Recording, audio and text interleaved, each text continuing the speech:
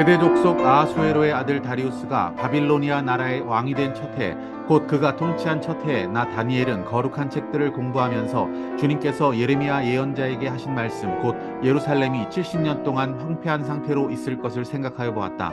응답을 드리려고 나는 금식을 하면서 베옷을 걸치고 죄를 깔고 앉아서 하나님께 기도를 드리면서 간구하였다. 나는 주 나의 하나님께 기도하면서 백성의 죄를 고백하고 아뢰었다. 위대하시고 두려우신 주 하나님, 하나님을 사랑하며 하나님의 계명을 지키는 사람들에게 언약과 인자를 베푸시는 하나님, 우리가 죄를 짓고 잘못을 저질렀습니다. 악한 일을 저지르며 반역하며 주님의 계명과 명령을 떠나서 살았습니다.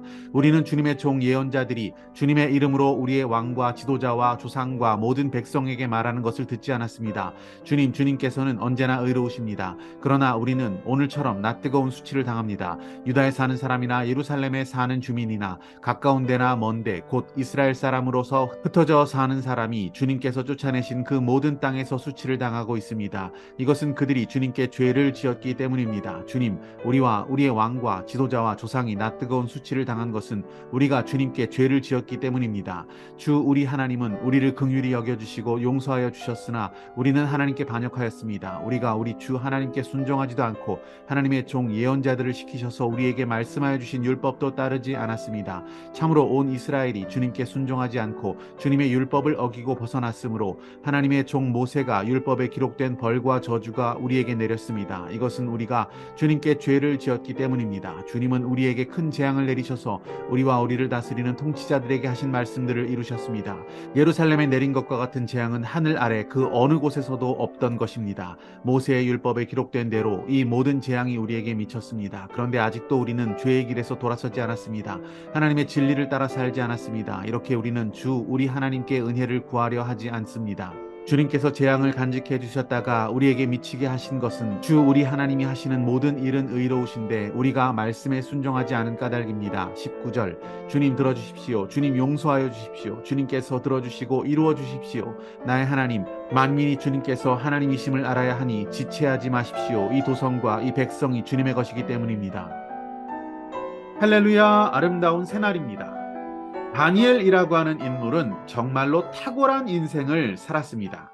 포로로 끌려왔던 소년 시절부터 하나님 앞에서 진실하고 성실한 삶을 살았습니다.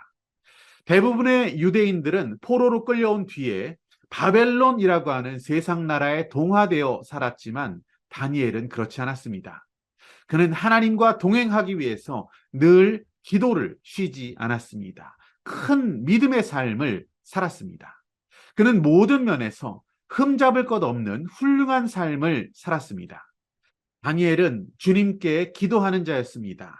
금식하면서 베옷을 걸치고 죄를 깔고 앉아서 하나님께 기도하는 모습으로 오늘 본문에 등장합니다. 백성들의 죄를 주님 앞에 회개하며 나아가고 있습니다.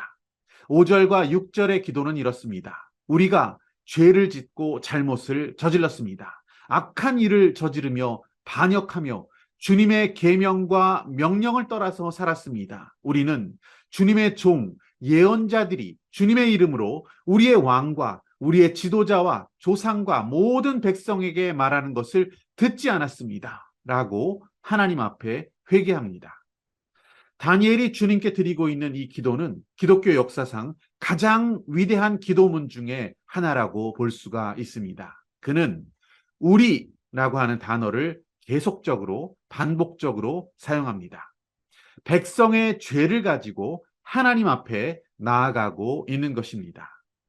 사실 이 모든 회개의 기도는 다니엘이 태어나기도 전에 지었던 백성들의 죄에 관한 것입니다. 하지만 다니엘은 간절한 회개로 주님 앞에 나아가고 있습니다. 우리는 자신을 위해 기도할 때 또는 가족을 위해 드리는 기도에는 간절함이 있습니다. 하지만 나라와 민족을 위한 기도 또는 알지 못하는 저 먼 데 있는 족속을 위한 기도를 드릴 때에는 그 간절함이 많이 떨어지는 경우가 있습니다. 주님께서는 우리가 먼저 하나님의 나라와 그 나라의 의로움을 위해서 기도하라고 하셨습니다. 그렇게 기도하는 자에게 우리 주님은 모든 것을 더하여 준다는 약속까지 해주셨습니다. 민족을 위해 간절히 기도드리는 다니엘의 기도, 이 기도는 오늘을 살아가고 있는 우리들에게도 큰 깨달음을 주고 있습니다. 다니엘이 민족을 위하여 드렸던 이 간절한 기도가 오늘 우리에게도 회복되어지기를 소망합니다. 오늘 붙드신 하나님 말씀과 믿음의 결단은 무엇입니까?